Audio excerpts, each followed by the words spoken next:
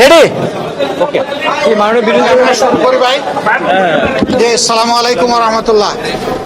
সাংবাদিক বন্ধুগণ, আজকে নবগঠিত এই জাতীয় সংসদের তৃতীয় কার্য দিবস ছিল।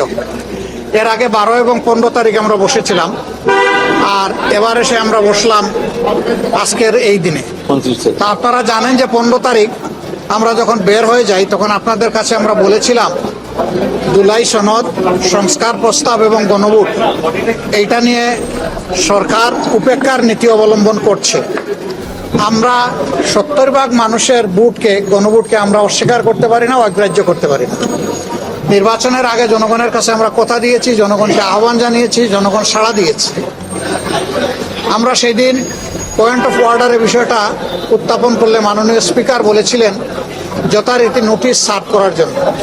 আজকে আমরা সেইভাবেই নোটিশ দিয়েছিলাম এবং নোটিশের উপরে আলোচনা শুরু হয়, নোটিশ পড়ে শোনানো হয়।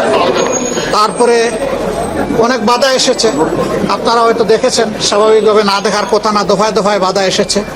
সকল বাধা উপেক্ষা করে শেষ পর্যন্ত স্পিকার মহোদয় রুলিং দিয়েছেন যে এটা আগামী 31 তারিখ 2 ঘন্টা এটার উপরে আলোচনা হবে। এরপরে আলোচনায় কি হয় আমরা দেখবো ইনশাল্লাহ। তবে আমরা আশা করব যে এখানে সরকারি দল তারা আমাদেরকে সহযোগিতা করবেন।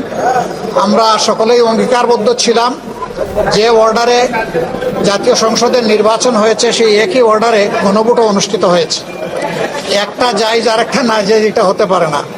জুল হারাম আর গুস্ত হালাল এটা হওয়ার কোনো প্রশ্নই উঠে না। যদি নাজাইজ হয়, দুইটাই নাজাইজ হয়ে যাবে। এই সংসদ স্বাভাবিকভাবে গঠিত হয়নি, একটা বিশেষ প্রেক্ষাপটে অনেক ত্যাগ এবং কুরবানি, অনেক রক্তের উপর এই সংসদ গঠিত হয়েছে।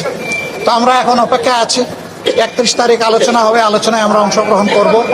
আমরা আশা করব জুলাই চেতনাকে, জনগণের আকাঙ্ক্ষাকে, 70% মানুষের দেওয়া ম্যান্ডেটকে সরকারি দলও সহযোগিতা করে এটাকেও গ্রহণ করে নেবে এবং এর মধ্য দিয়ে এই সংকট অবসান হবে ইনশাআল্লাহ।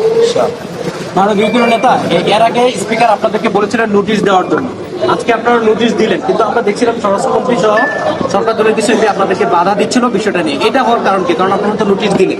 আসলে সমস্যা হয়েছে কি, এই সমস্ত বিষয়ে ব্যাখ্যা দিবেন আইনমন্ত্রী, না হয় দিবেন প্রধানমন্ত্রী। আমরা তো এই বিষয়টা প্রধানমন্ত্রীর কাছেই চাই। তো স্বরাষ্ট্রমন্ত্রী সাহেব প্রথম দিন থেকেই সব বিষয়ে তিনি নিজে একটা বক্তব্য রাখেন।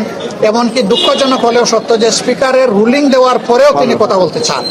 তো এটা আসলে অনাকাঙ্ক্ষিত। আমরা তার মতো একজন জ্যেষ্ঠ অভিজ্ঞ পার্লামেন্টারিয়ানের কাছ থেকে এটা আমরা আশা করি। Thank you.